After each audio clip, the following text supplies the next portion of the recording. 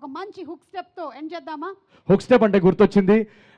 ఈ పండక్కి మన బాస్ హుక్ స్టెప్ థియేటర్స్లో చూశారు కదా ఎలా ఉందో. సో మా గురువు గారు చిరంజీవి గారు ఆల్రెడీ థియేటర్స్లో ఒక ఎనర్జీ సెట్ చేసేసారు ఆయన హుక్ స్టెప్ తోటి. మళ్ళీ గ్యాంగ్ లీడరు ఆ 90స్లో మేము ఎలా అయితే చిరంజీవి గారిని చూసి ఒక ఈలేసేవాళ్ళం, ఆ సీను ఆ ఎనర్జీస్ ఆయన థియేటర్లో సెట్ చేసేసారు. So thank you so much boss, once again మీరు మా అందరికి ఒక ఎగ్జాంపుల్ సెట్ చేశారు పండక్కి. అదే ఎనర్జీ తోటి, ఆ ఎనర్జీ బాస్ ఇచ్చిన ఎనర్జీని అలా తీసుకొని రేపు 14 నాడు మేము ఆ ఎనర్జీని కంటిన్యూ చేయబోతున్నాము అనగనగా రాజు థియేటర్స్లో. అలాగే రవితేజ గారు నాకు చాలా చాలా ఇష్టమైన వ్యక్తి. ఎందుకంటే నేను ఒక చిన్న మధ్యతరగతి కుటుంబం నుంచి వచ్చి హీరో అవ్వాలనుకున్నప్పుడు నా కళ్ళ ముందు కనిపించే ఎగ్జాంపుల్స్ వీళ్ళందరూ.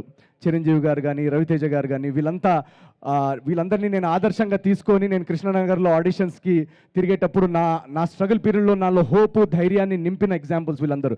సో వీళ్ళందరితోటి నా సినిమా సంక్రాంతికి రావడం, ఆ సంక్రాంతి పండగ అల్లుడిని నన్ను మార్చిన మీ అందరికీ చాలా చాలా థ్యాంక్స్.